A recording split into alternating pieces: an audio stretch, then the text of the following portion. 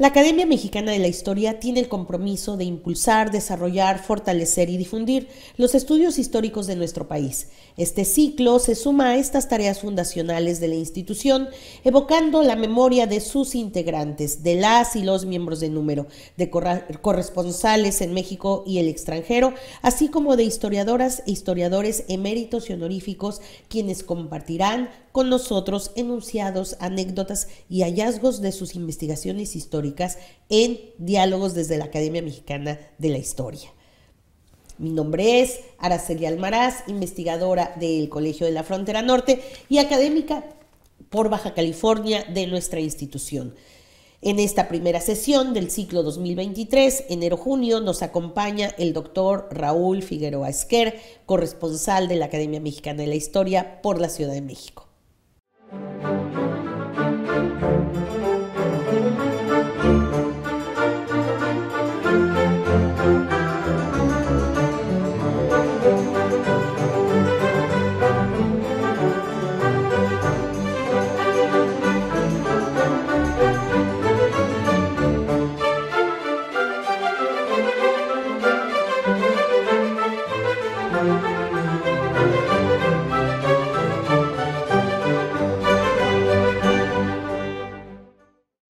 Damos inicio al sexto ciclo de diálogos desde la Academia Mexicana de la Historia y me complace mucho tener en Baja California, en mi institución, el Colegio de la Frontera Norte, al doctor Raúl Figueroa. Muchas gracias por venir desde la Ciudad de México. Sé que eres norteño, ahorita nos vas a contar, pero muchas gracias por venir hasta esta región. Bienvenido. Pues muchas gracias a ti, Araceli, y realmente estoy muy feliz de estar aquí en Tijuana y conocer esta institución que es el Colegio de la Frontera Norte. Bueno, pues me gustaría iniciar este diálogo justamente con los trayectos del sur al norte, o más bien del norte al sur, y luego algunos itinerarios a lo largo de tu trayectoria, pero como siempre, empezando con este primer segmento sobre los orígenes, ¿no? Los orígenes y este amor por la historia que se va forjando desde tu niñez. Iniciemos por Sonora, el sur de la entidad, tus padres, tus abuelos. Cuéntanos un poco de esta fase. Bueno, pues nací en Ciudad Obregón, Sonora, el 28 de agosto de 1952, ¿sí? Soy hijo de Raúl Figueroa Martínez y de Armida Esquer Terminel de Figueroa. Mi interés por la historia se desarrolló prácticamente desde muy temprana infancia, puesto que por la parte paterna, por los Figueroa Martínez, soy nieto del coronel Bardomiano Figueroa Duarte, ¿sí? Que participó en distintas luchas revolucionarias, según el doctor Ignacio Lorenzo Almada, que es un especialista en estos temas y sabe incluso más que de mi abuelo que yo, pues tuvo un zigzag, porque empezó primero pues como teniente de las guardias en la época de finales del Porfiriato, y después ya, bueno, pues entró a engrosar las filas obregonistas, sí, en la lucha contra la constitución del ejército constitucionalista, y finalmente pues participó en el Plan de Hermosillo después de la muerte de Obregón en 1929. Si uno revisa el Plan de Hermosillo, el último en firmar el manifiesto, pues que era anticallista, pues es el coronel Bardomiano Figueroa Duarte, conocido a nivel popular como el Güero Figueroa, ¿sí? Y su esposa era doña Josefina Martínez Grijalva, ¿sí? Que mucho tiempo, porque el coronel fallece en 1938, y firmaba así con todo Josefina Martínez de Figueroa. Y por mi parte materna mi madre pertenece por parte paterna a la familia Esquerzayas, ¿sí? de originarios de Cójorit, Sonora, ¿sí? Y bueno, pues es una familia con gran arraigo, ¿sí? Y bueno, Recuerdo especialmente, por supuesto, a mi señora madre y a mi abuelo y a mi tío abuelo, ¿sí? Que eran don Óscar y don Armando Figueroa Esquer Sayas. Y bueno, pues también recuerdo mucho las polémicas familiares, porque pues la familia de los Figueroa pues tenía vínculos con la revolución y devino en cardenista, mientras que pues, los Esquer Sayas tenían pues, vínculos con el porfiriato y pues, la mayor parte de ellos fueron expropiados durante el cardenismo. Entonces, bueno, pues provengo de familias ideológicamente distintas. Sin embargo, pues desde niño yo disfrutaba mucho los diálogos, tanto con mi abuela paterna, ¿sí? Como con mi abuelo materno, mi inolvidable abuelo Armando, que le llamábamos Picho. Entonces, yo decía, bueno, ¿dónde está la realidad? ¿Sí? Eso fue en el seno familiar. ¿Dónde está la realidad? ¿Cuál es la verdad histórica? Desde porque escuchaba una versión. Y luego la otra. Y hay una serie de pelea al interior sí. de la familia, ¿no? Guardaban las formas, es decir, nunca hubo un enfrentamiento abierto, ¿sí? Pero sí recuerdo ciertos episodios. Recuerdo octubre de 1970, cuando muere el general Lázaro Cárdenas, y bueno, pues yo me encontré con espectáculos muy distintos. En la mañana fui a visitar a mi abuela paterna, a doña Josefina, que por cierto, bueno, le sobrevivió muchísimos años al coronel. Ella fallece hasta 1977, le sobrevivió pues, casi 40 años, ¿sí? Pero ella siempre decía que una viuda decente debía andar de luto, ¿sí? Pues el día que muere el general Cárdenas, redobla el luto y demás. Primero por su esposo y ahora por el general Cárdenas, la muerte del general Cárdenas. Mientras que en la tarde veo a mi abuelo Óscar, ¿sí? Y bueno, estaban hablando prácticamente al revés.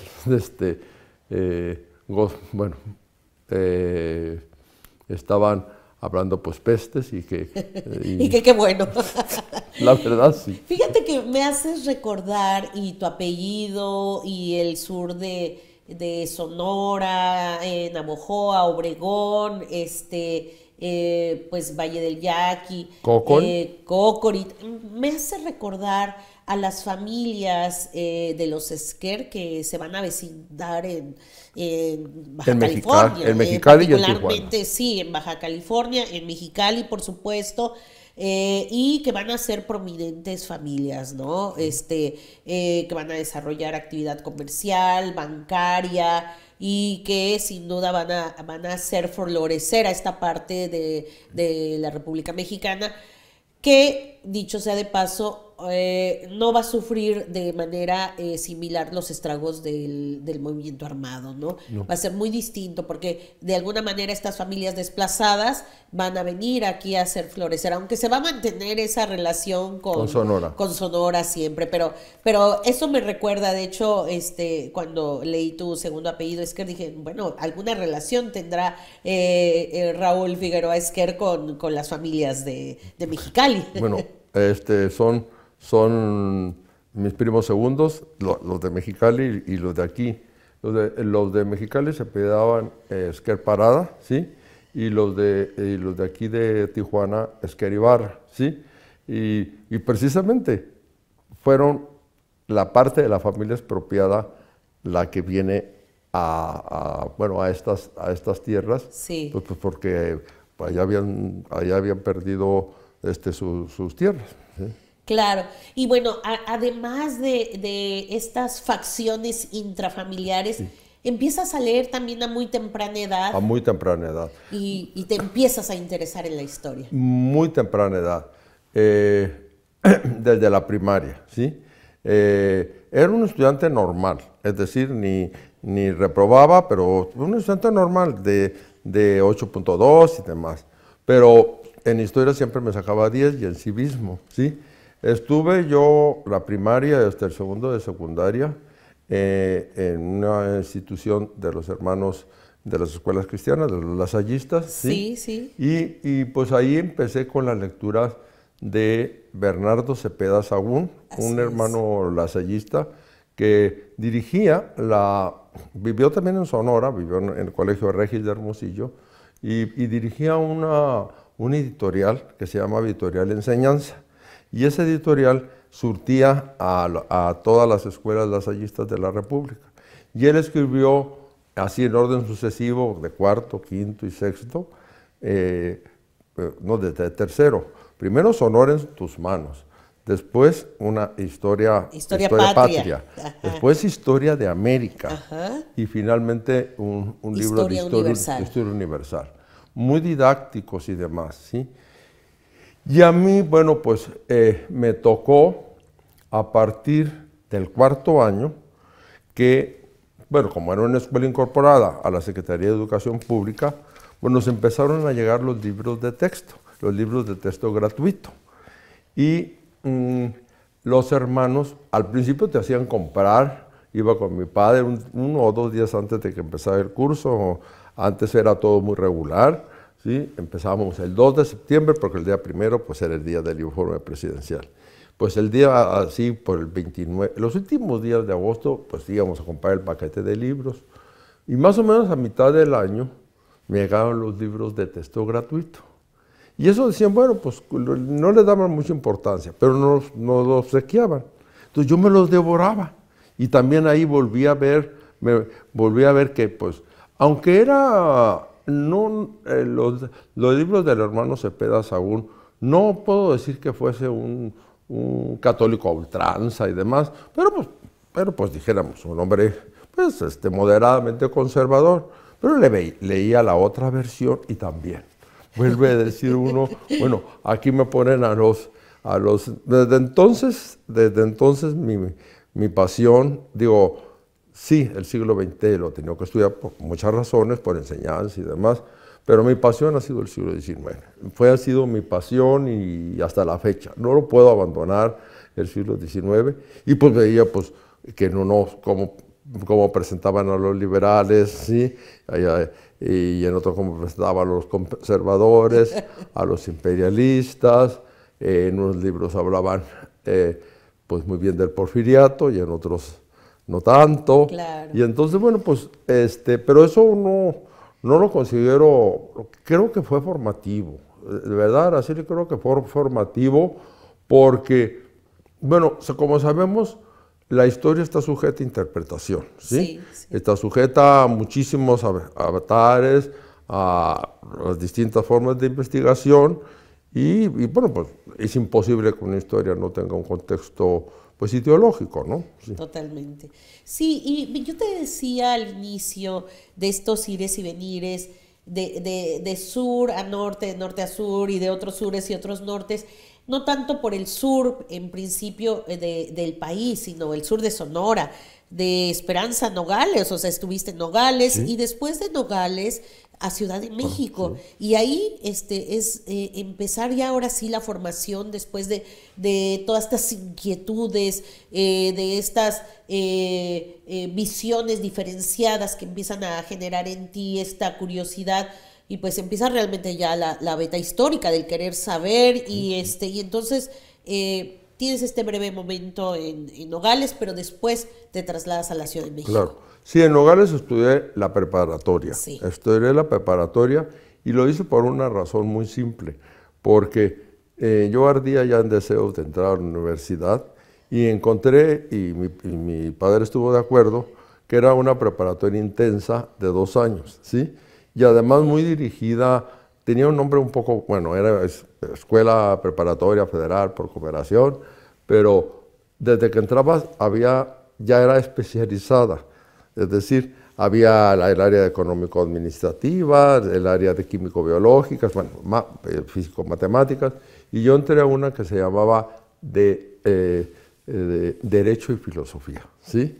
Entonces, ya pues me fui encaminando y pues fui muy feliz porque llevé materia, bueno, pues de lógica, ética, estética, historia de México, historia universal,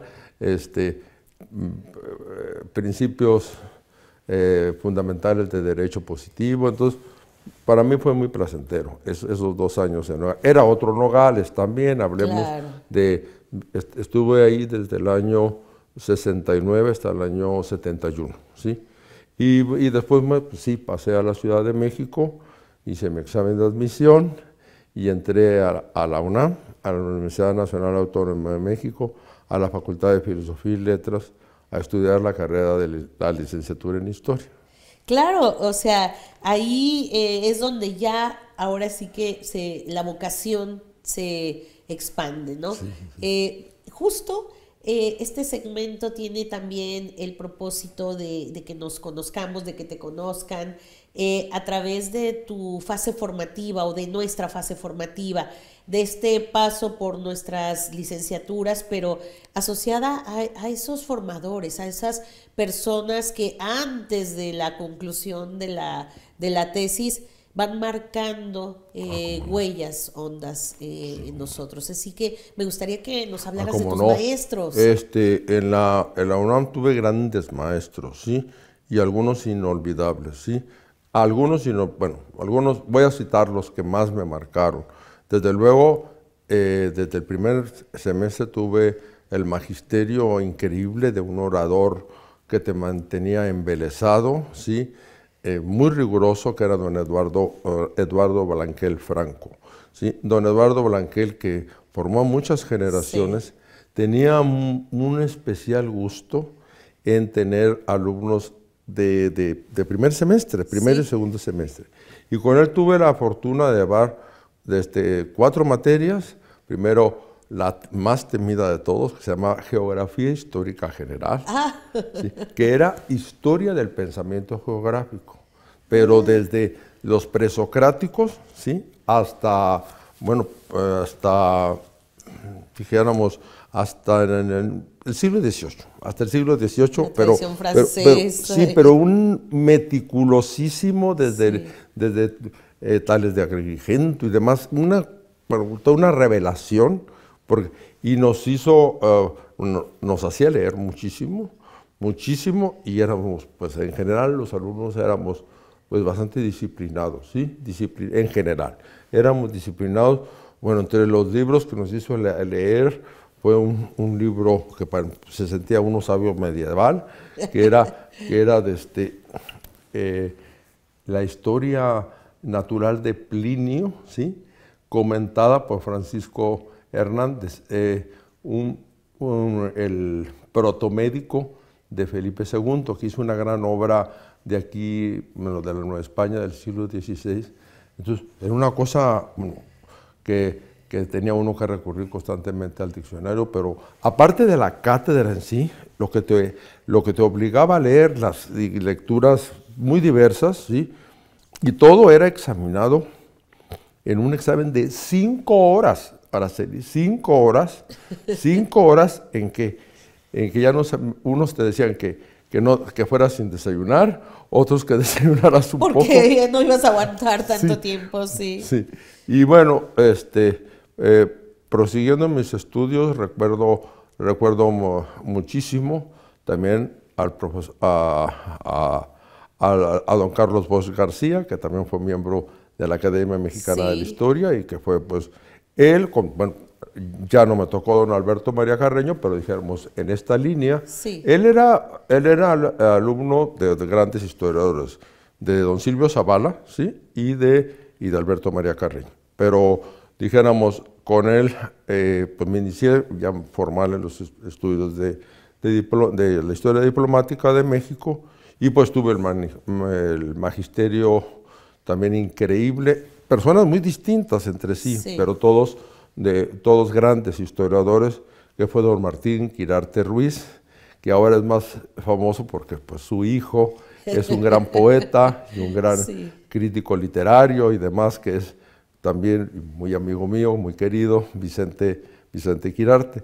Pues don Martín Quirarte, primero me atendió en una entrevista, y después tuve el magisterio de él, ¿sí?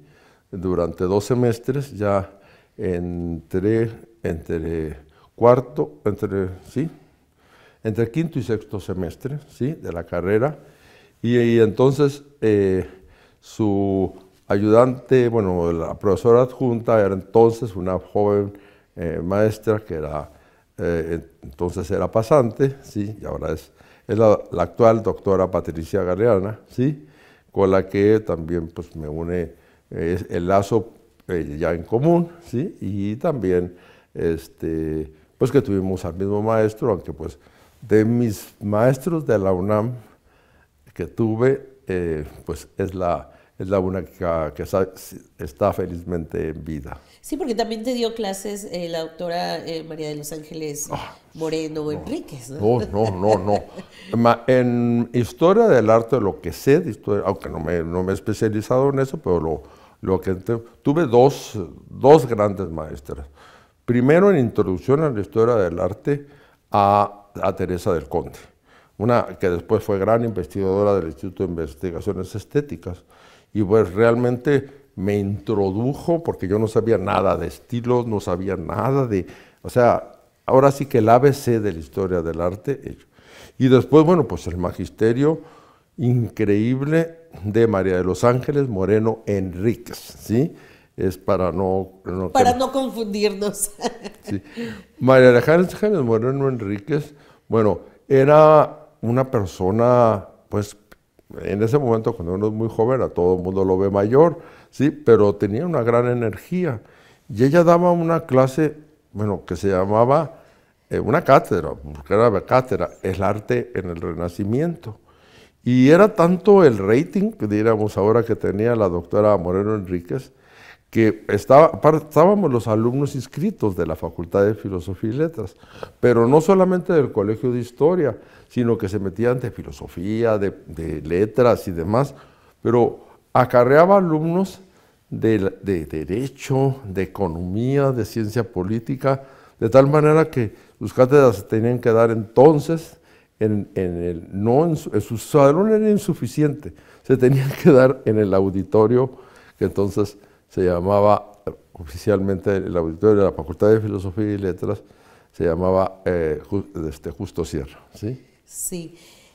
Y bueno, este periodo de estos grandes maestros y ya de tu línea en historia, te lleva a culminar la tesis de licenciatura, una tesis en coautoría titulada El Consulado de México en Nueva Orleans, 1841-1845. Sí. Cuéntanos de ello. Bueno, fue un proceso de gestación, pues un poco largo, sí. Empecé con muy escasos conocimientos paleográficos, pues primero a conocer pues quién había sido nuestro cónsul en ese tiempo, que me he seguido ocupando de él y espero algún día terminar la biografía, que es un personaje controvertido, porque me gustan los personajes controvertidos, que es don Francisco de Paula de Arangois y Berzábal. Y bueno, pues él fue cónsul siendo muy joven, tenía en ese momento 30 años, fue cónsul en un momento pues, muy importante porque es los últimos años de la República de Texas, ¿sí? Que van de 1841 al 45. Justo en cuando ya se produce la anexión formal, sí. Cuando el Senado bueno, la resolución conjunta, porque fue de la Cámara de Representantes y del Senado, de la admisión de Texas, pues como sabemos, renunció en un acto de protesta nuestro ministro en Washington, el general Juan N. Almonte, el famoso hijo de Morelos, y en Washington. Y 6 meses más se queda Arangois como el único interlocutor del gobierno mexicano en Nueva Orleans, que era un punto álgido, ¿no? Sí. Y pues eso me llevó por primera vez a frecuentar el archivo histórico de la Secretaría de Relaciones Exteriores. No me cuentes de eso ahorita, porque justo en uno de los segmentos te voy a preguntar todo sobre los archivos, porque eres realmente uno de los asidos a consultar archivos muy específicos y que van acompañando tu obra. Así que vamos a dejar este apartadito de los archivos para que me cuentes cómo fue y pues todas estas travesías que uno cuando entra al archivo pues suele tener. Entonces, a ver, terminas esta tesis que después se va a publicar, 2 años más tarde se va a publicar, pero ya con otro nombre, ¿no? El intento de México por retener Texas, ¿no? ¿Quién fue tu director, tu directora de tesis? Mi director, sí, fue, bueno, aparte de ser mi director en ese momento, era coordinador del Colegio de Historia, de la Facultad de Filosofía y Letras, y era un profesor llamado Manuel Fernández de Velasco, ¿sí? Y Pardo Aspe, es decir, de estas personas que tenían 4 apellidos. Y bueno, él tuvo mucha paciencia porque también el material sentía que me superaba, ¿sí? Y fue cuando, poco antes de pedir su asesoría, convencí a mi querida amiga Silvia Argüello Morales para que se incorporara al proyecto. Claro. ¿Sí? Y bueno, pues sí, tuvimos una relación muy correcta, ¿sí? Nos recibía directamente en su cubículo, ¿sí? Y su forma de trabajar era que le leyéramos cómo íbamos avanzando los capítulos. No. O sea, leído. Sí, leído.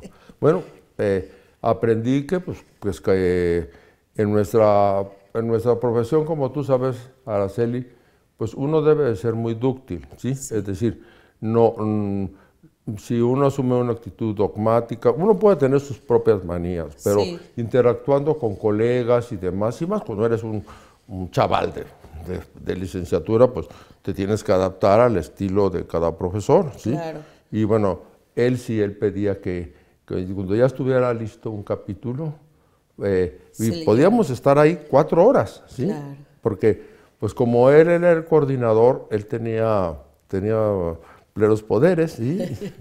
Y tenía pues personal muy eficiente a sus órdenes y podíamos estar de 3 a 4 horas. Él nos fijaba el día y ahí le y nos hacía las correcciones, pero por escrito. Ahora sí que in situ, ahí leían. In situ, sí. Este pase por la Universidad Nacional Autónoma de México te va a llevar a España. Sí, después. Cuéntanos. Sí, pues mira, todo se desarrolló ahora sí que con extraordinaria rapidez. Presentamos la tesis el 11 de enero de 1980. Ajá. Tuvimos por supuesto que pedir permiso a las autoridades porque pues era una tesis conjunta.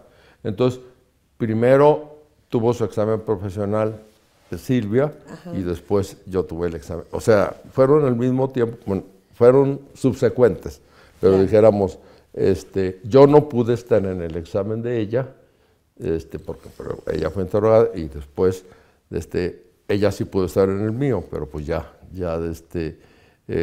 y bueno, y entre los sinodales recuerdo mucho a la maestra, hoy doctora, entiendo que sigue en la Universidad de Querétaro, que es Ángela Moyano Paiza, ¿sí? O sea que se ha ocupado mucho de Texas y demás también.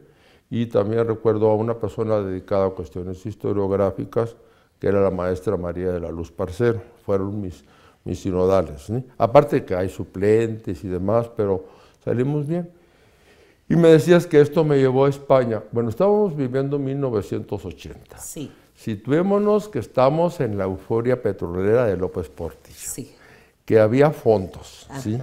Y aunque hay cosas que hoy nos pueden parecer increíbles, hoy 2022 nos pueden parecer increíbles, la dirección de la UNAM de formación de personal académico, se desperdiciaban las becas, porque había mucho trabajo y porque la gente se colocaba desde preparatorias, institutos de investigación y demás. Había muchos, entonces mucha gente las desperdiciaba. Y ahí fui a intercambio académico de la facultad, ya una vez titulado, y la maestra muy querida por mí, la maestra Beatriz Ruiz Gaitán, pues me animó. Pues, usted tiene todo, tiene buen promedio, tiene todo para irse fuera y demás. Y ella me habló de sus contactos que tenía en la Universidad Complutense de Madrid. Sí. Y también mi director, el doctor Fernández de Velasco, ¿sí? Tenía también una estrecha amistad con el que dirigía el Departamento de Historia Contemporánea de España, en la Complutense, que era don Vicente Palacio Atar. Y así fue como llegaste a España. ¿Te tocó en Somosaguas o No, me tocó la Complutense en lo que es la ciudad universitaria, sí. en Madrid. En Somosaguas está la de Ciencias Sociales, ¿sí? Pero la facultad en la que yo estudié, de la vieja facultad de Filosofía y Letras se desgajaron varias, ¿sí? Entre ellas la de Sociales, la de Psicología y demás. Sí, Pero yo estuve en la Facultad de Geografía e Historia. Sí, ahí estuve. Bueno, ahí el problema que tuve es que como estaban recientemente reanudadas las relaciones entre México y Estados Unidos, no había convenio de convalidación de estudios, como ya me han dicho. Y te va a tocar volver a estudiar, a cursar. Sí. Bueno, no volver a estudiar, fue una formación muy distinta, Araceli, muy distinta, porque dijéramos, la formación de la UNAM te daba unas bases increíbles en las herramientas que siempre van a ser útiles para el historiador, es decir, varios cursos de historiografía general y de México, metodología y técnica de la investigación historia, comentario de textos, que yo lo llevé con el maestro Blanquel, es decir, mientras que la otra tenía una formación más hasta cierto punto más tradicional, y se veía más la influencia francesa, ¿sí? En que llevabas unos cursos larguísimos de prehistoria, de historia antigua, de historia medieval, de historia moderna, de historia contemporánea. Esta vieja división cronológica, ¿sí? De historia de América, pero pues yo esas sí me las revalidaron o convalidaron. Claro, ¿sí? claro. Pero pues cuestiones así, y campos que para mí eran pues muy lejanos, la prehistoria y la historia antigua, pues no eran campos que yo no tenía ni idea. Pero bueno, te nutrieron, ¿no? Sí, muchísimo, por supuesto, ¿no? sí, etnología. Y bueno, y como la licenciatura en general se llamaba en geografía, ¿sí? Pues llevé tres años de geografía, aunque me dicen ustedes geógrafos, no, estudié los rudimentos geográficos, geografía general, desde, bueno, climatología pero ahí sí, esa iba dirigido a geógrafos, ¿sí? Geografía descriptiva, ¿sí? Y finalmente geografía de España, ¿sí? Sí, claro que todo esto me nutrió, algunas me costaron más trabajo que otras, por supuesto. Oye, finalmente terminaste una tesis que, bueno, nada fácil. España ante la guerra entre México y Estados Unidos, ¿no? 1845-1848, ¿no? Esa tesis fue mi tesis doctoral, ¿sí? Porque tuve que también hacer tesis de licenciatura. Claro. Ahora que el tema de las tesis está de moda, ¿no? Pues, no, yo no plagié nada. En la tesis conjunta. La tesis conjunta, pero con autorización, ¿no? Claro, claro. No, la tesis de doctorado me costó mucho trabajo, ¿sí? Mucho trabajo, ya dijimos que el tema de los archivos lo dejamos después. Sí. Pero, sí,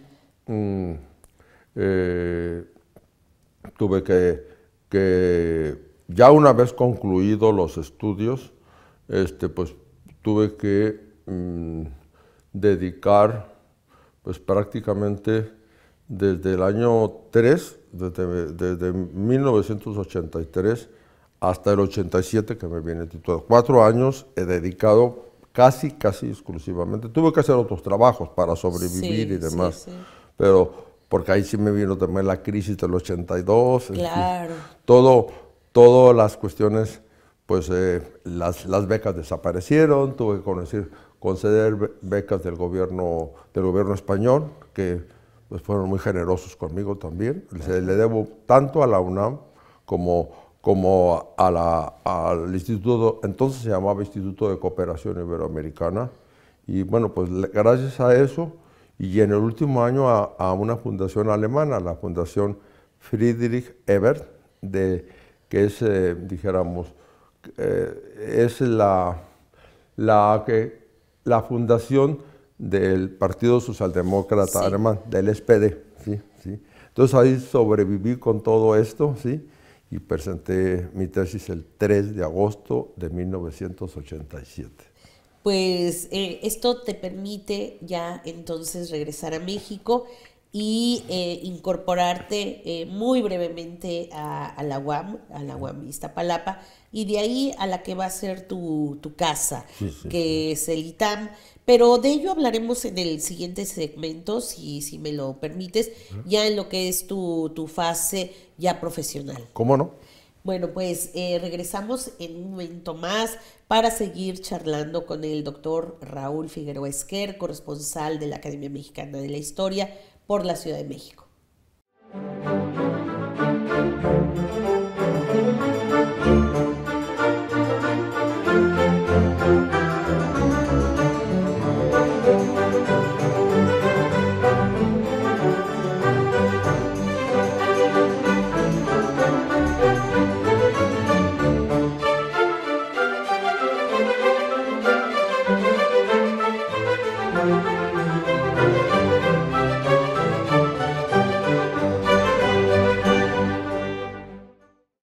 Estamos de regreso con el doctor Raúl Figueroa Esquer, corresponsal de la Academia Mexicana de la Historia por la Ciudad de México.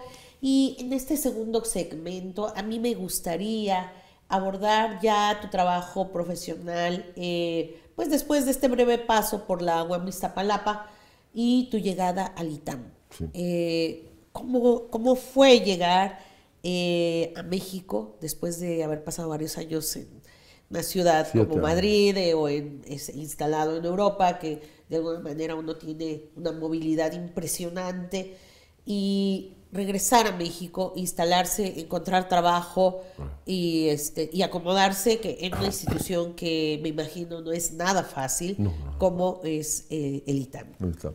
Bueno, yo regresé exactamente, ya dije que mi examen de recepción doctoral fue el 3 de julio de 1987, y ya para el 10 de agosto ya estaba en la Ciudad de México, ¿sí? Tuve que encontrar trabajos temporales, ¿sí? Pues mientras me situaba, porque muy doctor, pero no muy boyante económicamente. Es decir, bueno, estuve temporalmente, pero entré por concurso de oposición Sí. a la UAM Iztapalapa, ¿sí? Al área de Historia del Estado y de la Sociedad.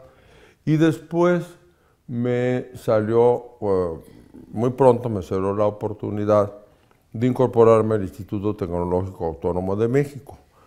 Ingresé en agosto de 1988 al Instituto Tecnológico Autónomo de México, al Departamento Académico de Estudios Generales, que es como el Departamento de Humanidades. Okay. Este departamento enseña, los distintos profesores enseñan a todos los alumnos del ITAM. Como saben, en el ITAM no existe la carrera de Historia y demás. Entonces, mediante un sistema que se llama método dialógico, los alumnos llevan ya una lectura previa hecha, ¿sí?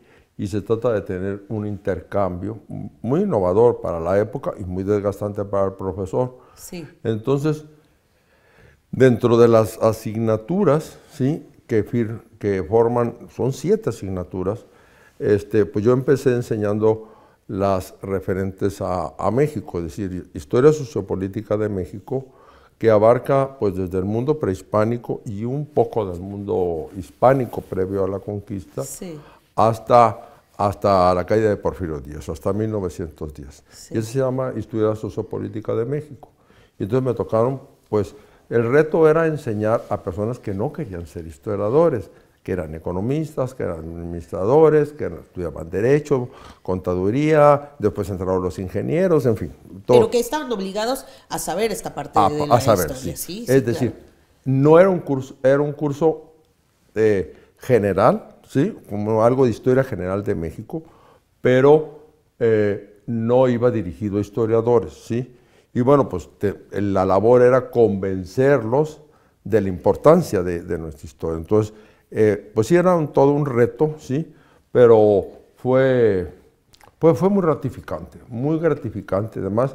Y otro curso era ya, se llama Problemas de la Realidad Mexicana Contemporánea, que abarca desde la Revolución, desde ya la Revolución, la parte histórica, pues cada año se tenía que ir incorporando lo que estaba pasando. A mí me tocó hasta los inicios del gobierno de Peña Nieto, ¿sí? Claro. Y primero un recorrido histórico y luego ya enfocarse en problemas sociales, en problemas de los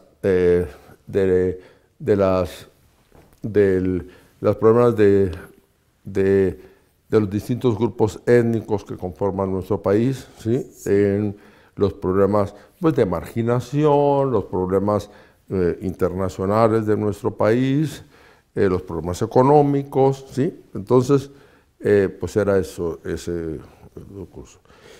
Y luego, yo entré al ITAM en 88, reitero, Sí. y en el año 1991 se creó la carrera de Relaciones Internacionales.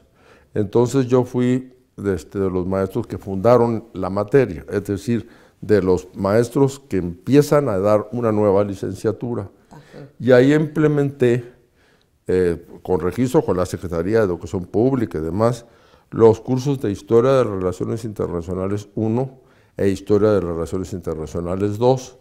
Ahí el método era completamente distinto. Sí. Ahí era una clase de magisterial, ¿sí? Es decir, la clase de tipo cátedra. Y eso era una materia especializada, ahí sí teníamos, los alumnos eran todos de la carrera de Relaciones Internacionales. Ajá. Y tenías que introducir a estas personas, porque pues es una carrera que así como unos van a entrar al servicio exterior, otros entraban a negocios internacionales, o sea, las ocupaciones ya eran múltiples y variadas, ¿no? Sí. Pero su formación histórica, pues estaba parte de mí. Yo lo fundé, yo registré los programas. Y fue pues toda una experiencia diferente, porque era, pues, valía más créditos, eran más horas frente a pizarrón. Los lunes y los miércoles era cátedra conmigo, y los viernes todos los viernes había un control de lecturas, ¿sí? Estricto. Los alumnos sabían que era una materia en la que había que leer, ¿no? Y que era estricto asunto. Pero, pues en general fueron buenos alumnos, digo, siempre hay negritos en el arroz, pero en general tuve de muy buenos a excelentes, muy buenos y uno que otro regular, pero en general Sí. fue buena la experiencia, ¿sí? ¿Qué otras cosas te va a tocar a ti impulsar desde el ITAM? Bueno, esto fue fundamental porque eran pues una nueva carrera, Sí. una nueva carrera, pues chicos muy jóvenes, chicas y chicos muy jóvenes. También impulsé los diplomados, ¿sí? Los diplomados que primero había un diplomado que ya lo había fundado precisamente la maestra Ruiz Gaitán, pero por cuestiones de su edad ya se retiró, ¿sí? Y era el diplomado en Historia de Occidente, que yo le di un giro en llamarlo Historia de Europa, ¿sí? Este diplomado pues era ya para muy diverso público, ¿sí? Y ya era ya era en sesión pues vespertina y nocturna de 7 a 10 de la noche. Y bueno, ahí me encontraba con un público variado, porque por una parte iban altos ejecutivos, ¿sí? Y uno que otro empresario, pero sobre todo altos ejecutivos que querían tener pues un panorama histórico. Claro. Por otra parte, teníamos un programa de intercambio muy interesante con la UAM y con la UNAM, que profesores que podían ser de química o podían ser o investigadores, querían también llevar este tipo y normalmente recibían una beca. Y después, bueno, pues este tipo de señoras inquietas que querían ampliar su área, entonces era un grupo pues diferente, variado, ¿no? Y sí, era otra forma de trabajar. También coadyuvé en el ITAM en recomendar textos, porque pues las perspectivas históricas iban cambiando y demás, lo que ha avanzado los estudios de la historia de México, ¿sí? Y bueno, historia universal ni se diga también, pero como pues, los cursos obligatorios, así, también formé parte del Comité de Historia Sociopolítica de México y de Realidad Mexicana, y había que proponer nuevos textos, ¿sí? Y pues yo escribí 2 textos que todavía se siguen utilizando en el ITAM. Uno que es una visión general de las relaciones internacionales de México de 1821 a 1855, y otro que es el tiempo eje de México, que va desde la caída de Santa Anna del 1855 hasta el fin del Imperio de Maximiliano, ¿sí? Este segundo texto ha causado más polémica. Okay. El primero pues sí, como hago así en que está Estados Unidos, pero también está Francia, está España, Gran Bretaña, el Vaticano, con los que teníamos relaciones, ¿no? El Estado Pontificio, sí, para no ser precisos. Pero el siguiente, bueno, sí creó un poquito más de polémica, porque aunque traté pues de mantener cierta, bueno, no se puede decir objetividad, cierta imparcialidad imposible, cierta objetividad, pues sí me sale mucho mi juarismo, sí, sí, y mi republicanismo, es decir, creo mucho en los fundadores del Estado moderno mexicano, claro. Es decir, toda la transformación que hicieron nuestros liberales, ¿sí? Por los que yo siento pues una enorme admiración, ¿sí?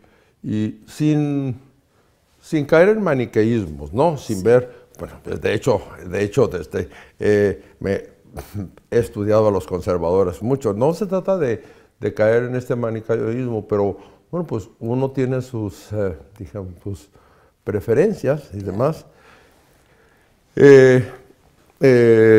También fue que recuerdo con muy grato que desde que todos los semestres, prácticamente todos, que fueron pues quitando los sabáticos, bueno, pues serían contando 60 semestres, pero si le quitamos los 8 serían 52 semestres, organizaba unas visitas históricas al Centro Histórico de México. Ah, mira, qué lindo.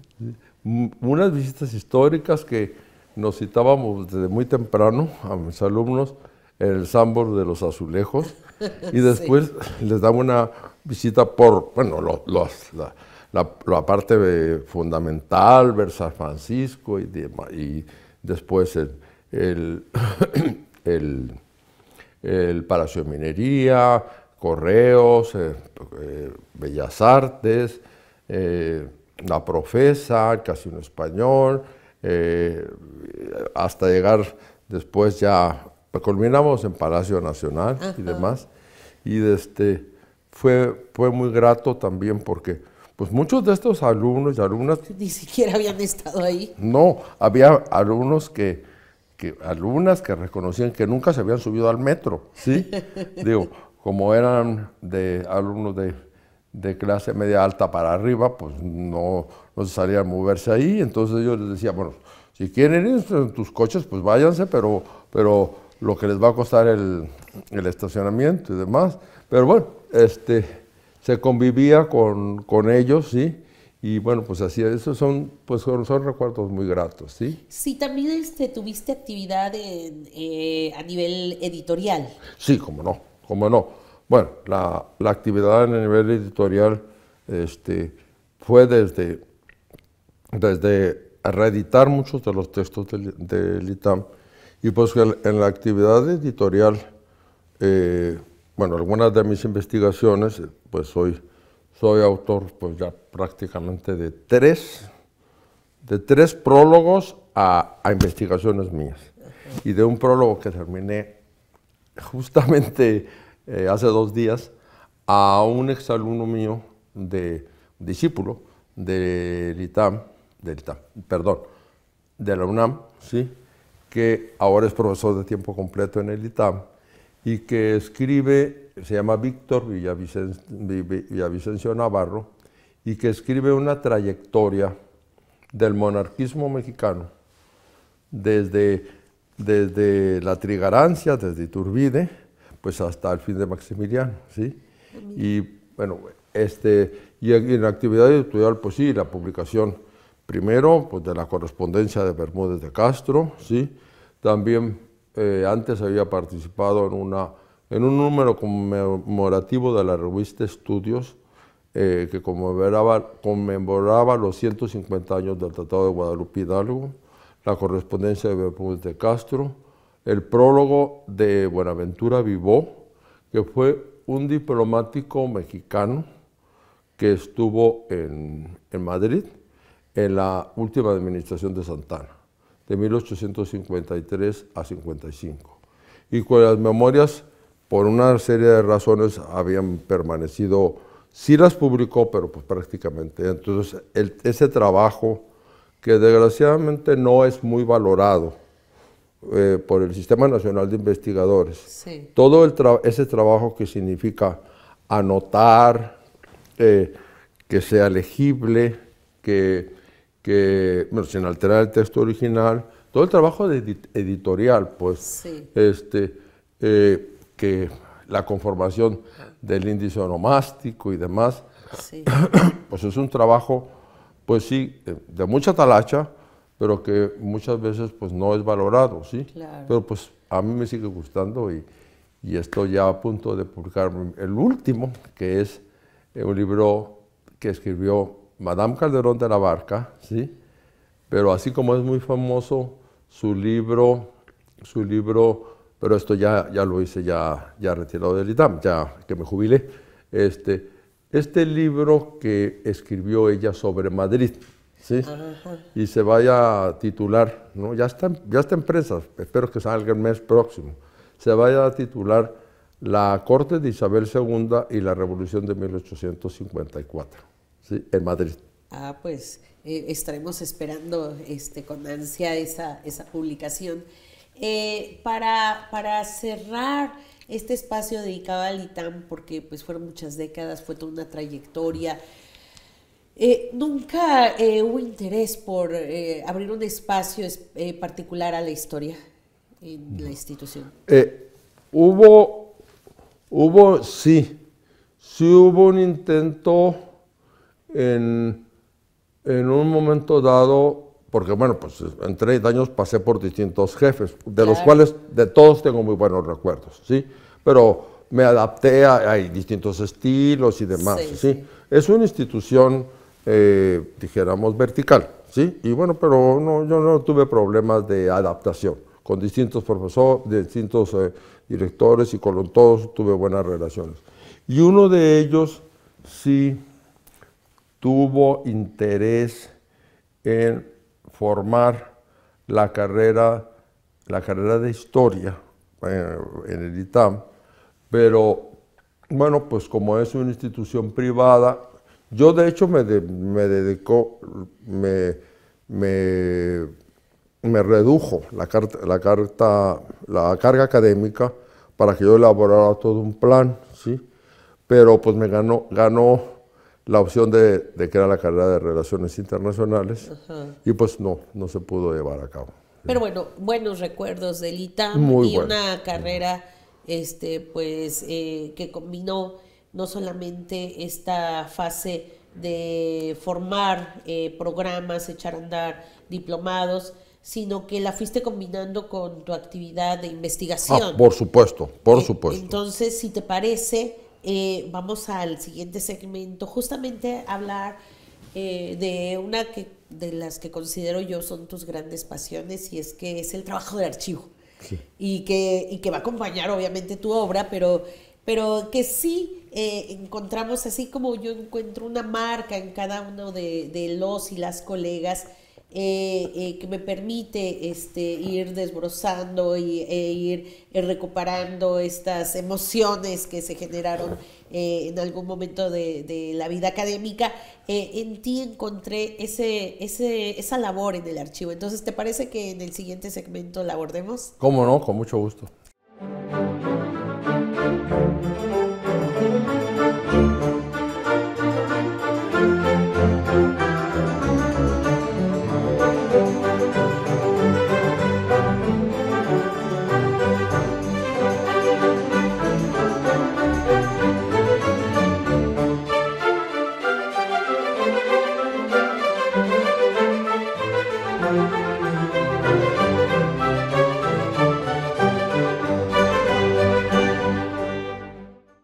Regresamos con el doctor Raúl Figueroa Esquer, miembro de la Academia Mexicana de la Historia por la Ciudad de México, para hablar sobre archivos. Pero antes, no sé si quisieras agregar algo más sobre el ITAM, algún cierre sobre tu paso por esta institución. Bueno, es una institución entrañable para mí. Poco antes de jubilarme, en mayo de 2018, tuve un homenaje muy sentido, propiciado por exalumnos que ahora son profesores. Destaco entre los organizadores a la doctora Valeria Cepeda, que se ha dedicado al estudio de las vidas y avatares de Henry Lane Wilson, ¿sí? Que no es de muy feliz memoria.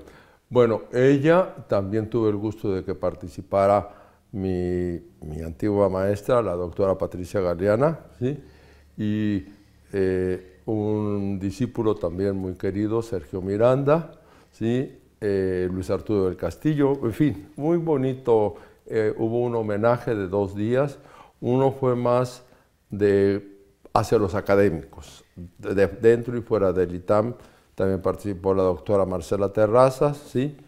Y otro fue para el público general, en que vinieron miembros de mi familia desde Sonora, 2 hermanas, un hermano, una sobrina mía con su esposo, en fin, que viven en Pachuca, en fin. Entonces, tuve un cierre muy bien, y sigo participando cuando me invitan a conferencias, a exámenes de sinodal de licenciatura, y en fin, los días del maestro. Bueno, con la pandemia pues todo se nos paró, pero por ejemplo, ya el año pasado ya pude acudir a la ceremonia del Día del Maestro, a la comida de fin de año, y pues que tengo un muy buen recuerdo de esta institución, ¿sí? Bueno, tú sigues teniendo el sello del ITAM. Sí, por supuesto, por supuesto. Bueno, vamos ahora a hablar sobre archivos, porque realmente creo que es fascinante cuando uno recuerda todos estos avatares, y de repente uno que otro entuerto o situación en los archivos, que ahora cada vez más el acceso suele ser digital, y entonces ya no, los nuevos revisores de archivos pues no se ensucian las manos, lo cual acelera muchísimo el trabajo. Pero creo que hay varias cosas que debemos de recuperar justamente del trabajo de archivo. Y para empezar, pues todas las dificultades cuando un archivo no está catalogado, cuando un archivo está en cajas, cuando ni siquiera hay un orden, guía, y uno no sabe por dónde empezar. Y bueno, entonces uno trae a la memoria sus primeros archivos, y yo traigo a la memoria el archivo Genaro Estrada de la Secretaría de Relaciones Exteriores, que fue uno de los primeros a los cuales accediste. Sí, por supuesto. Bueno, definitivamente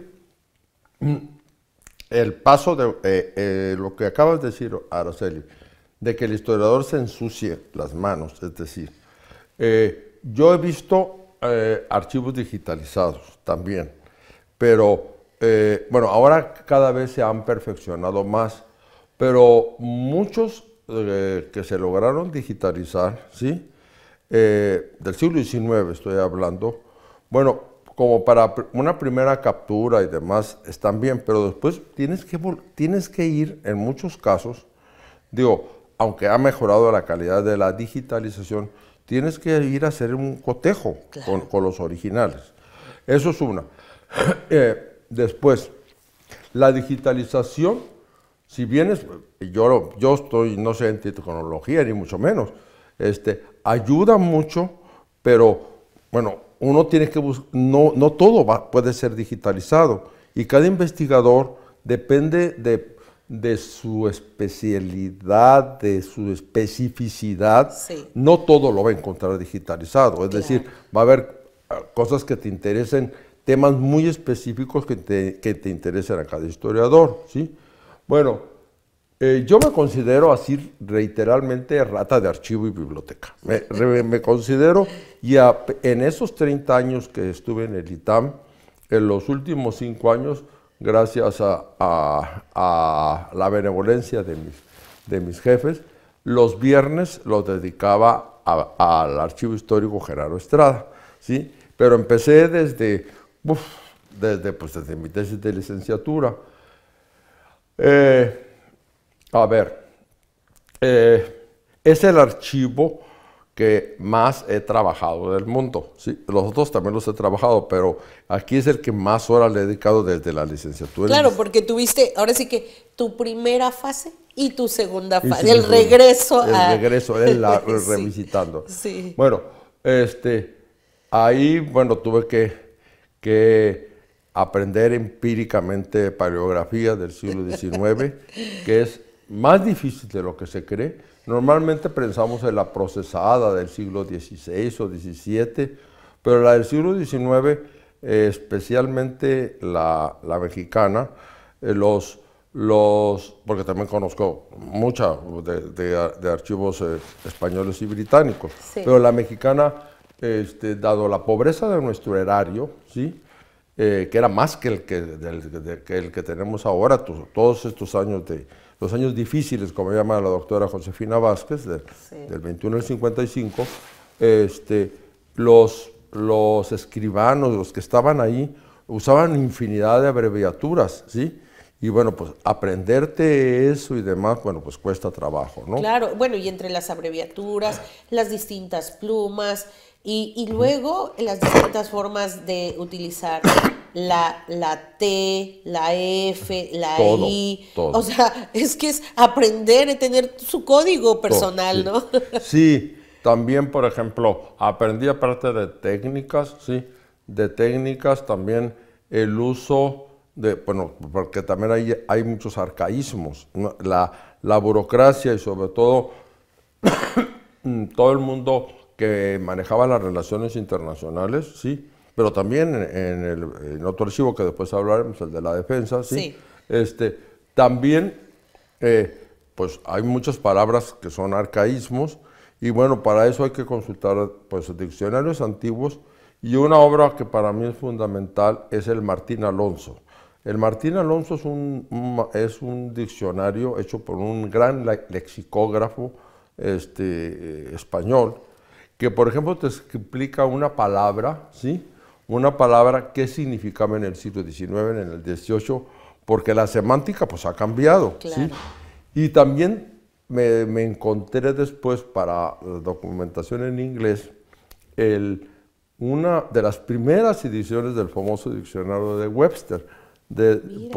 Sí, es una edición que de 1843 Wow. y que por un amigo mío norteamericano la conseguí, Sí. porque pues sobre todo en inglés, el inglés que como tú sabes no tiene algo parecido a la Real Academia de Historia y el Webster es el diccionario norteamericano por excelencia. Sí.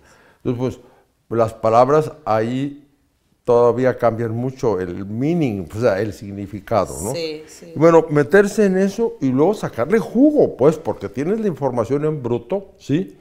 Tienes la información en bruto y demás, pero bueno, después clasificarlas de acuerdo a tu investigación. Claro, Porque sí. tú y yo podemos ver el mismo documento, pero a ti te sirve para algo Claro, y a mí sí, me sí, sirve sí. para otra Sí. cosa. Y Sí. por eso da lugar a veces se equivoca.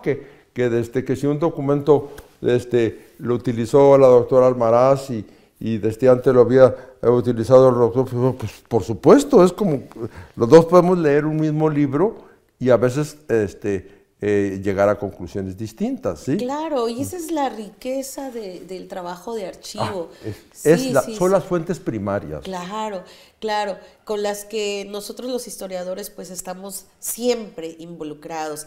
Hay otro archivo que también me gustaría citar porque creo que también ahí nos podrás decir algunas cosas, y es el Archivo Histórico de la Defensa Nacional, hoy Archivo Histórico Militar, porque ahí conociste a un personaje que es Jesús León Toral, no se confundan, hermano de José de León Toral. ¿Tuviste ahí este acercamiento con este personaje? Cuéntanos un poquito. Bueno, era un personaje, todo un personaje, siempre, creo que llegó hasta general de brigada o general brigadier, ¿sí? Y siguió pues una carrera completamente, bueno, una trayectoria completamente distinta que su hermano incómodo. Sí. Él sí era militar de carrera, estudió en un colegio militar y demás, y pues era un hombre que impresionaba porque llegaba vestido de lo que era, no estoy seguro si era no llegó a general de división, pero era general de brigada o general brigadier, pero llegaba impecablemente vestido así. Era un hombre enteco, delgado, ¿sí? Afable y serio a la vez, y se la pasaba horas y horas revisando distintos legajos, ¿sí? Y él hizo una historia que se llama así, Historia del Ejército Mexicano, y dos referentes a la historia militar específico de la Revolución, de la intervención francesa, y del Imperio, ¿sí? Pero, es decir, enfocado, porque pues el Imperio se estudió bajo la parte social, la parte económica, no, él es enfocado en las acciones militares, ¿sí? Entonces, él era un especialista en historia militar. Mi especialidad, como bueno, saben, ya lo hemos dicho, es historia diplomática, pero hay dos campos cercanos a mí. Últimamente, la historia de familias, ¿sí? Y me ha acercado, pero quiero profundizar más también, a un complemento de la historia militar, de la historia diplomática, es la historia militar. Si le hacemos caso al gran teórico de la guerra, que es von Clausewitz, ¿sí?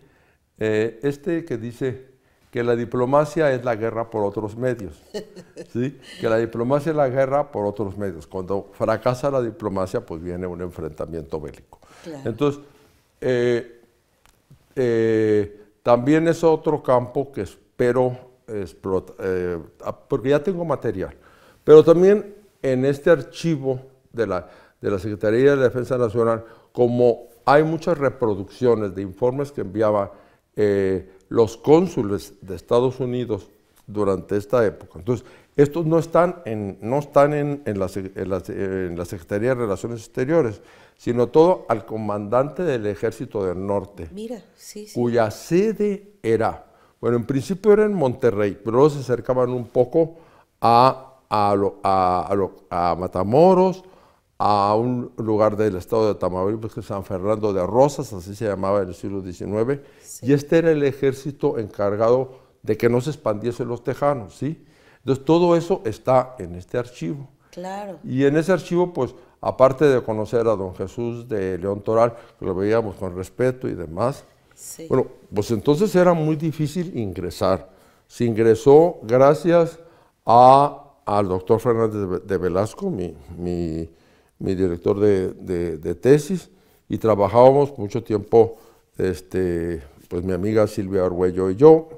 Pues a mí me pasó una cosa que, bueno, que creo que es una anécdota irrepetible, pues que fue que un viernes porque sí teníamos permiso, hablamos directamente con el secretario particular del entonces secretario de la Defensa Nacional en la época de López Portillo, y sí nos concedieron el permiso y trabajábamos en el sótano, pero no lo podías fotografiar y sí había xerox, pero no, estaba prohibido.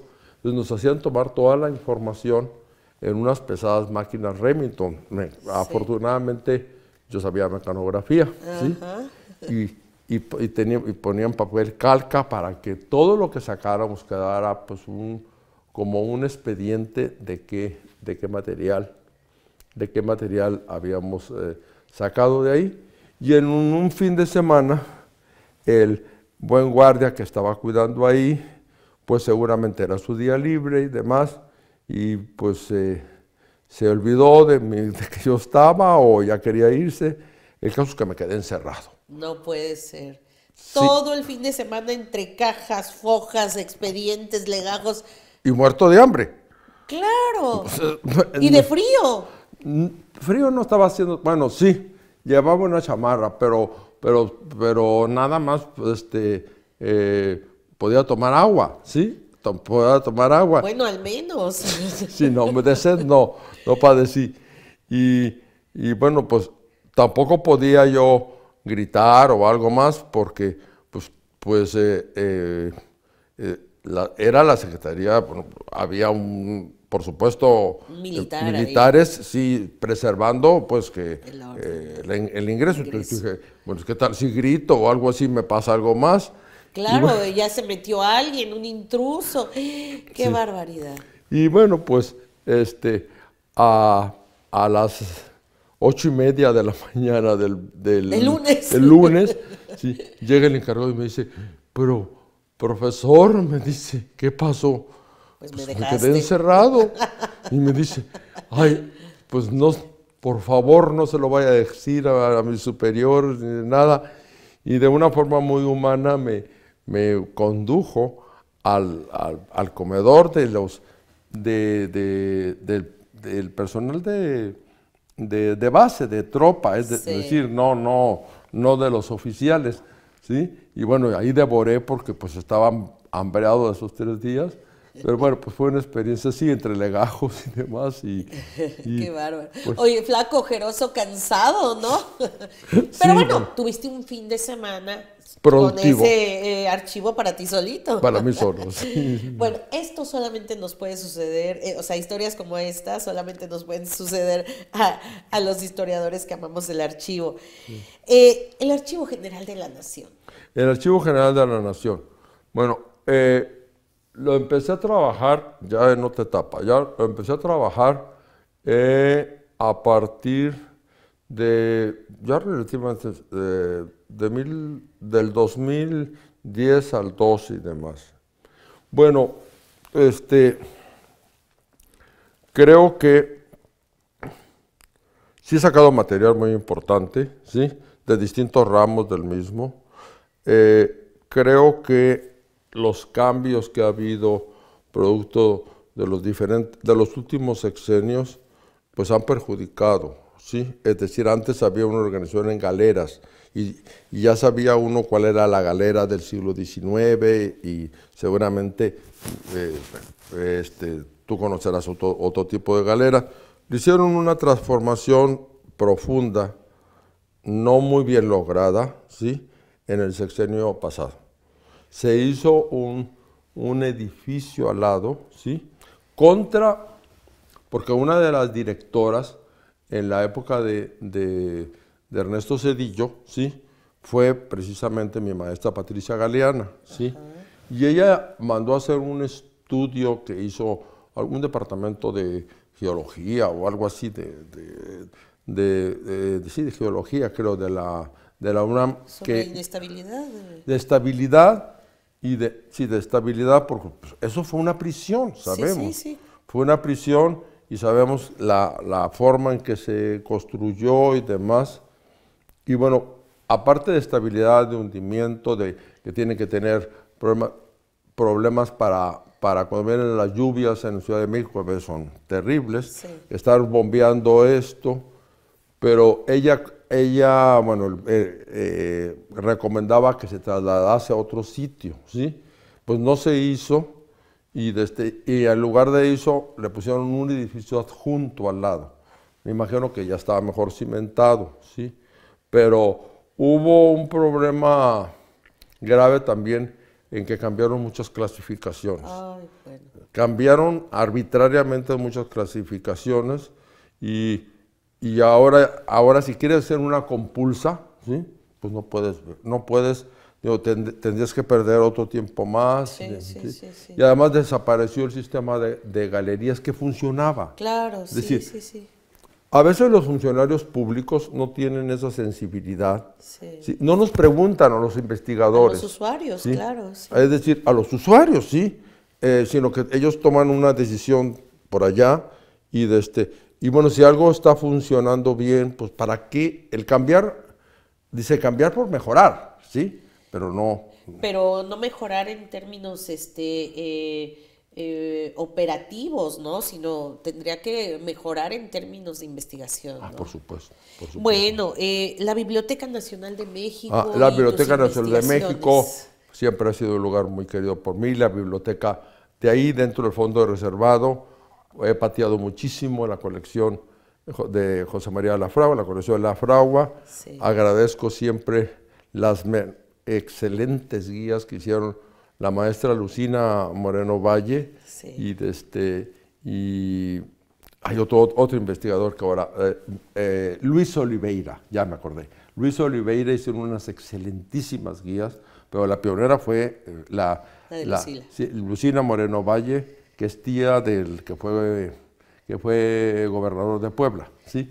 Hizo una guía meticulosa de 1821 a 1855. Fíjate que creo que has dado con un punto que es muy importante y que yo creo que en algún momento en la academia lo vamos a tener que retomar y que tiene que ver justamente con quienes ordenan los archivos, con ese trabajo de crear guías y que antes además también los alumnos lo hacíamos o lo hacían. Incluso para sacar adelante sus tesis, ¿no? Sí. Que es muy importante para seguir avanzando en la investigación, pero creo que has dado también en un punto ahí. Archivos de España y Estados Unidos y archivos sobre las relaciones diplomáticas entre México y Estados Unidos. Cuéntanos para ir culminando. Empecemos. A ver, empezaré con los archivos de Estados Unidos, ¿sí? Los archivos de Estados Unidos, el que más se ha consultado, el que está cerca, antes estaba en el centro de Washington, D.C., pero ahora está un poco más afuera de la ciudad, está en College Park, Maryland, ¿sí?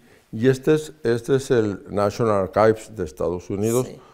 Aunque tienen otras sedes en otro lugar, el principal para la historia diplomática se encuentra ahí. Tengo muy buenos recuerdos, todavía... la última vez que lo consulté fue como por el 2004 o 2005, tenían este sistema, porque ellos tienen los manuscritos muy resguardados, entonces el otro sistema es por medio de microfilms, sí. Pero se facilita mucho porque si ve uno qué documento le interesa, pones 25 centavos, ¿sí? Sí, ahí, y ya te sale la fotocopia de aquello que necesitas, ya como si fuera fotocopia y demás. Entonces, pues puede ser, digo, uno no dispone de todo el tiempo. Si tienes bien acotado, las guías son excelentes. Hay una que se llama Diplomatic Records, ¿sí? Excelentemente bien hecha. Entonces, si ya lo tienes bien localizado, vas y sacas tú mismo tu lugar y ya, es muy funcional. Y aparte que hay compilaciones ya publicadas. El Manning, por ejemplo, es importantísimo Sí. para gran parte del siglo XIX, pero hay documentos que necesita uno, por bien que esté hecho una compilación, hay documentos que a veces necesita una compulsa, ¿sí? Sí, claro. No quiero citar nada desagradable, pero sí me he encontrado con transcripciones de diferentes historiadores, ¿sí? Bueno, que sí les falló la paleografía.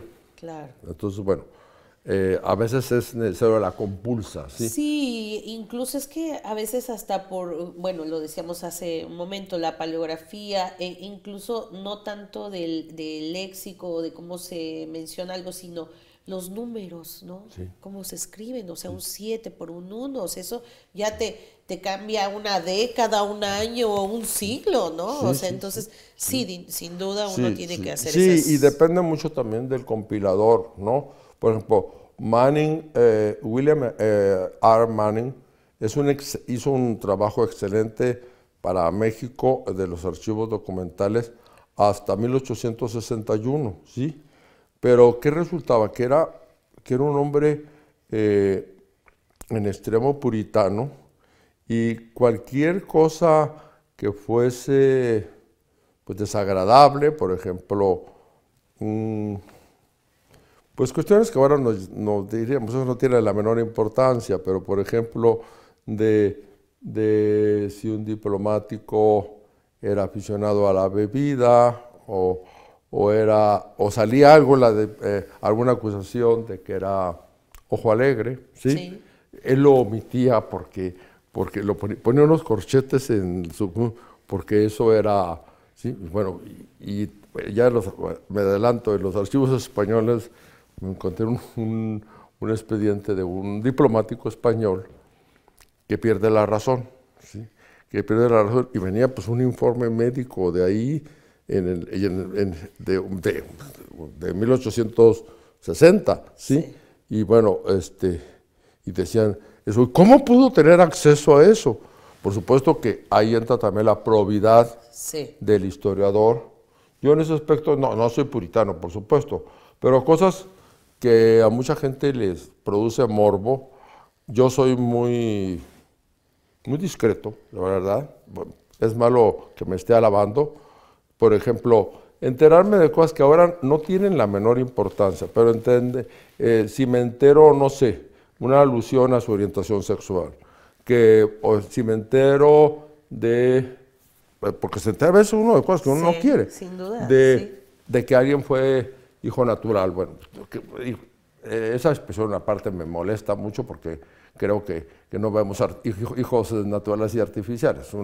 Es un Sí, sí, creo que es un totalmente. convencionalismo y demás. Sí, Bueno, se puede discutir la legitimidad o no, bueno, ese es otro claro, asunto. sí. Pero cuando yo me encuentro ese tipo de cosas, pues sí las registro, pero no las plasmo en mis Claro, escritos. porque además muchas veces ni siquiera forman parte del interés central, que es un proceso que tiene que ver completamente con otra tesitura de lo que uno va encontrando. Sí, No, no, sin duda, a mí me ha pasado también y, muchísimo ese tipo de y bueno, situaciones. y además porque somos profesionales, ¿no? Es Claro, decir, uno creo que debe tener, y bueno, debe tener también es parte de una ética profesional. sí, Es sin duda. decir, si no nos volveríamos como estos que llaman historiaderes, ¿sí? Pues que están al pendiente más bien de cuestiones de tipo morboso, ¿sí? Y, Sí, digo, bueno, y finalmente, si uno hace un estudio donde esa información sí es relevante, pues uno obviamente que la tiene que plasmar, ¿no? Pero a mí me gustaría terminar este segmento con dos preguntas para ti. Una, que no me la respondas a mí, sino más bien tu respuesta sea dirigida a las y los jóvenes historiadores y que tiene que ver con justamente qué recomendaciones les harías tú para la revisión de archivos, quizás los que tú más conoces, o en general sobre el trabajo de archivo. Esa es una primera pregunta, si quieres te la Sí, dejo claro. ya para que se la dirijas Sí. a las y Bueno, los jóvenes. le recomendaría mucha paciencia, ¿sí? Mucha constancia, ¿sí? Es como, pues como el ejercicio o las dietas para adelgazar, que se requiere paciencia, constancia, no desmayarse, ¿sí? De saber que es un trabajo, que su trabajo en el momento en que van al archivo y demás, probablemente no vean su alcance, ¿sí? Pero ya que tienen clasificado y que ese es otro proceso y demás, que realmente es una aportación, porque si no estamos viendo cómo se repite un historiador a otro y demás. Entonces, el manejo de las fuentes primarias, sin hacerlas fetiche, por supuesto, las fuentes se complementan con las fuentes secundarias, pero yo sí los recomiendo paciencia, constancia, tenacidad y saber que finalmente van a tener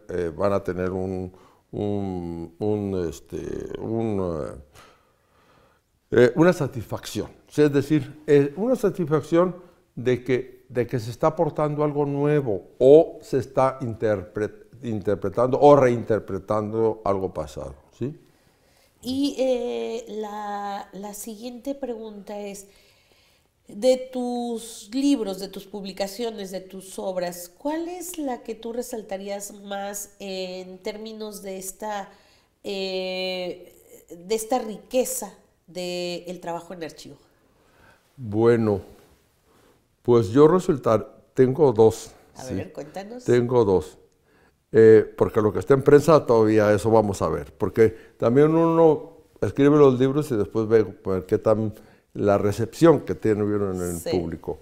Bueno, las dos se derivaron en principio de mi tesis doctoral, como una tesis inmensa.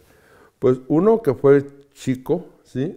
Que era un capítulo, por donde salió un librito pues ni tan librito, de 150 y tantas páginas, que fue la Guerra de Corzo de México, de 1845 a 1848. Sí. Este libro ha sido de los míos el más vendido, ¿sí? Dijéramos, les ha interesado a algunos, bueno, otra miembro honoraria de la academia, muy, muy querida por mí, la doctora Antonia Puig Suñer Llorens, dice que parece una novela de Salgari. Bueno, me hace el favor, pero no, esto es historia, ¿no? Y conjunté fuentes mexicanas y fuentes españolas para hacer esto. Y el otro libro que destaco es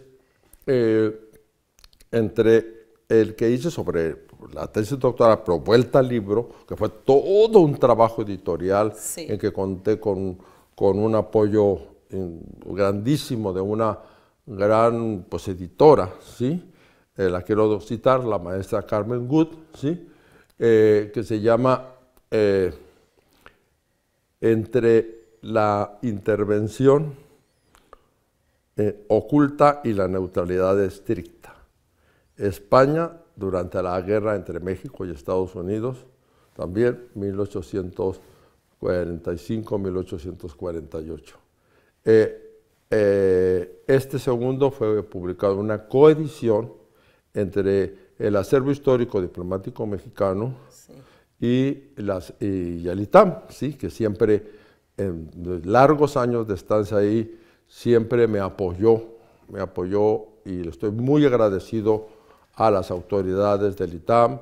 Cito a su rector, que sigue siendo el doctor Arturo Fernández, y también en la Guerra de Corzo, el que era director del Departamento de Estudios Internacionales, que es el doctor Rafael Fernández de Castro, que ahora está aquí muy cerca de nosotros. Sí, aquí en la UCSD, en el Centro de México, Estados Unidos, en la Universidad de California, en San Diego. Bueno, pues algo que no es común en nuestro medio es agradecer a los que te ayudaron a publicar, como agradezco cuando me ha invitado a publicar la doctora Vázquez, ¿sí? La doctora Patricia Galeana, ¿sí? Digo, hay que reconocer quién te apoya y demás en esos momentos, sobre todo pues cuando uno es más joven, ¿no? Ya cuando los años pasan, ya uno pues puede encontrar uno sus propias vías, pero esto sí debe uno de... En España se dice que es de bien nacidos ser agradecidos, ¿sí? Y yo soy, a todas las personas que mencionó, me falta mencionar a alguien que me ayudó muchísimo en el trabajo de paleografía. Y es una persona que fue discípulo mío, pero que se acaba de doctorar. Su nombre es Luis Arturo del Castillo Musquiz, de los Musquiz que fueron tejanos y después coahuiltejanos. Claro. Bueno, me ayudó muchísimo a lidiar con la paleografía, ¿sí? Y son de los discípulos de los que después también uno aprende mucho.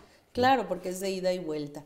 Y pues ya estamos entrando en el ocaso de este diálogo. A mí me gustaría que el siguiente segmento lo dejáramos a esa parte que yo siempre digo que es la parte más íntima, la parte de las emociones, la parte de expresar el reconocimiento, pero vista desde las y los colegas. Así que si te parece, vamos hacia el último segmento y en un momento regresamos para seguir dialogando con el doctor Raúl Figueroa Esquer, miembro de la Academia Mexicana de la Historia por la Ciudad de México.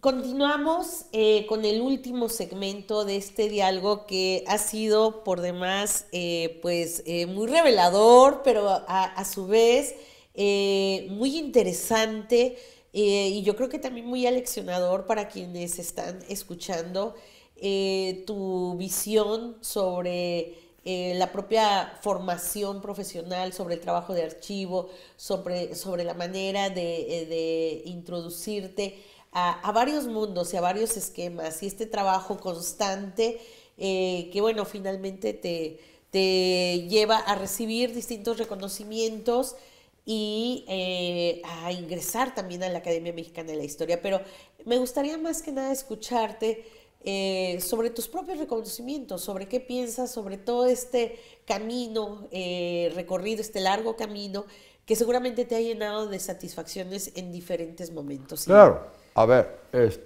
sí me ha llenado de muchísimas satisfacciones. Bueno, mi trabajo en el ITAM, pues estaba recordando, bueno, pues fueron 30 generaciones, 30 promociones de distintos alumnos y demás, y estaba haciendo cuenta, y 27 de la carrera de Relaciones Internacionales. También las tesis de licenciatura que pude dirigir, amén que dirigí dos en la UNAM, dos en la UNAM, y después he sido sinodal. Me han invitado a tesis de maestría y de doctorado en la UNAM. He recibido el reconocimiento de muchos colegas. Y bueno, ¿por qué no decirlo? También los momentos difíciles, ¿no? Sí. Los momentos difíciles que yo, bueno, me siento muy orgulloso de ser miembro de la Academia Mexicana de la Historia. Cuando yo ingresé, pues, cuando di mi discurso de ingreso, el doctor García Diego decía, bueno, que yo había puesto que era mi consagración como historiador, y él dijo, no, que yo ya estaba consagrado. Bueno, pero una cosa es que una opinión particular y otra cosa ingresar en esa docta casa, que no sabemos que no cualquiera ingresa por muy diversas razones, ¿no? Sí. También, bueno, de que hay momentos difíciles también, no todo es vida y dulzura. Es decir, cuando yo estaba haciendo mi tesis doctoral en España, sí, en Madrid, bueno, en medio de eso, al ver que avanzaba muy poco y demás, sufrí una depresión espantosa, una depresión que me duró pues algo así como 4 o 5 meses en los que no podía escribir una línea. Es decir, y y después con el apoyo pues de un hermano mío, con el apoyo de Silvia Arguello y demás, bueno, me pude recuperar y salir adelante. Es decir, los historiadores tenemos que también tener cierto grado de humildad. Es decir, no somos superhombres o supermujeres, no. Somos seres humanos normales, que a veces, bueno, se decía que no debemos de sentirnos en la Torre de Marfil y todo eso, muy bien, pero pues a todos nos pasan, pues momentos, pueden ser de salud física, de salud mental, apuros económicos, bueno, no salud, digo, en fin, nuestra pasión por la historia, como tú sabes, Araceli, pues hay otros ámbitos. Está el ámbito familiar, el ámbito de tu pareja, el ámbito de tus hijos, en fin, otros ámbitos que uno no se puede sustraer, ¿sí? Claro. Es decir, los logros, pues sí, el homenaje me agradó mucho, el ingreso a la academia, el verme citado, el haber hecho, bueno, disfruté un sabático en Canadá, pero el que más he disfrutado de todos es el sabático que estuve en la Library of Congress, en la Biblioteca del Congreso en Washington, y mira que fue el año que me tocó el ataque de las Torres Gemelas, y me tocó el ataque al Pentágono, ¿sí? Sí, sí. ¿Sí? Y pues yo en ambiente pues tenso después, sí. Pero en general, bueno, fui becario Fulbright, ¿sí? Justo eso te iba a comentar, ¿has sido afortunado? Sí, he sido afortunado. Hay gente que no puedo dejar de mencionar. Para ser becario Fulbright, tuve una entrevista en la Biblioteca Benjamin Franklin de la Ciudad de México, sí. En una gran mesa, y ahí estaba el agregado cultural de Estados Unidos, ¿sí? De la Embajada de Estados Unidos, sí. Porque ahí está la graduaría, y de parte del Colegio de México, la doctora Dorothy Tang de Estrada. Ajá, sí, y ¿cómo no? Bueno, pues fue una entrevista muy amable y demás, y en medio de la entrevista me hicieron el switch, es decir... ¿A inglés? Sí, sí. En medio de la entrevista empezó en español, pero me hicieron, de repente empezaron, y bueno, yo tragué saliva, así, y dije, bueno, y le entré con mi mal inglés, pero bueno, me ha costado mucho esfuerzo porque pues, he tenido problemas auditivos y demás, pero todo el esfuerzo lo he vencido con mucha tenacidad. Eso estoy muy contento de ser muy tenaz, muy machetero, como se decía antes, ¿sí? Y bueno, me hicieron ese cambio, pero fue muy provechoso, salí avante, y después la doctora Tang de Estrada tuvo la delicadeza de llamarme a mi domicilio particular, que cosas que no se suelen hacer, ¿no? Para llamarme, porque entonces todavía no nos manejábamos tanto con el mail, estoy hablando del año 2001, ¿sí? Y tuvo la delicadeza de decirme, bueno, que ya tuvo resultados, sí, fui aprobado y demás, y pues son cosas que también debe uno de agradecer. Y de cosas desagradables, o que, por ejemplo, que si a algún lugar pues, no le gustaba mi estilo literario y demás, pues creo que yo no me considero un escritor, yo me considero un investigador que escribe. Y que bueno, unos tienen naturalmente muy buena pluma, muy buena prosa, ¿sí? A mí me ha costado, pero cada vez me siento más seguro, ¿sí? La verdad, pero ya son muchos años. Digo, me siento más seguro no porque me sienta el mejor escritor, ni mucho menos, no, pero el insistir y el ensayo y el error y demás, también he aprendido mucho de mis correctoras, porque sobre todo han sido correctoras de estilo, ¿sí? Sí, y hasta la fecha. Bueno, pues también eso de que de que pues no somos, aunque hay historiadores que en sí tienen muy buena prosa, no a todos se nos da de momento, ¿verdad? Sí. Y entonces, bueno, pues también es cuestión pues de práctica, ¿sí? De buenas lecturas, ¿sí?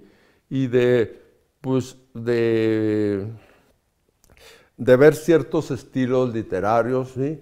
A mí, a pesar de los años, aunque escribo de una forma más sobria, dijéramos, me sigue impresionando cómo escribía don Martín Quirarte, un poeta, un historiador, artista, ¿sí? Siempre me ha apasionado. Otro también que me ha apasionado como escribe fue uno de mis maestros españoles, don José María Jover Zamora. Ay, señor, ¿cómo escribe, señor? Es una prosa que te subyuga, ¿no? Y, bueno, aunque no es propiamente historiador, me he leído 2 veces y yo creo que me lo puedo leer por tercera vez. Este maravilloso libro de alguien que ha sido considerado, pues, polígrafo, poeta y demás, que es Octavio Paz, y que es otra época, es Sor Juana o las trampas de la fe. Bueno, la prosa de él me subyuga, ¿sí? Y entonces, ¿qué somos los historiadores? Por una parte, tenemos una formación científica, es decir, tenemos el planteamiento de hipótesis, el planteamiento de lo que hemos hablado, las fuentes primarias, equilibrarlas y demás, pero ¿hasta qué punto, cuando ya lo escribimos, cuando damos a conocer, y depende de qué, porque si es de divulgación, si es para especialistas, sí, depende de qué público y demás, bueno, pues una cierta rama artística, bueno, uno de mis discípulos, el doctor Villavicencio Navarro, dice una prosa afable, ¿sí? ¿Sí? Me encanta esa expresión, ¿sí? Sí. Una prosa afable, es decir, o como diría otros de mis maestros españoles, don Alberto Gil Novales, ¿sí? Que no salga un escrito plumbio, ¿sí? Plumbio, sí, por pesado. Sí, sí, sí. Bueno, pues nos quedamos con estas emociones, con estos momentos en tu historia profesional, pero también esa parte de la historia familiar, como el aliciente para ir descubriendo, para ir desbrozando, para ir entendiendo, comprendiendo y más tarde pues para ir dejando en esa prosa a través de tus obras, ¿no? Esto fue Diálogos desde la Academia Mexicana de la Historia en esta primera sesión del 2023, enero-junio, con el doctor Raúl Figueroa Esquer, miembro corresponsal de la Academia Mexicana de la Historia por Ciudad de México. Muchísimas gracias. Muchísimas gracias a ti, Araceli, y a la Academia en general.